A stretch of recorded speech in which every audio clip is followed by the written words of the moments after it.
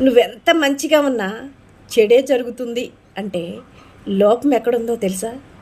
నీ దగ్గరున్న మంచిని అవసరం ఉన్న వాళ్ళ దగ్గర కాకుండా అవసరానికి వాడుకునే వాళ్ళ దగ్గర ఉపయోగిస్తున్నావు అని అర్థం. గుర్తుపెట్టుకో.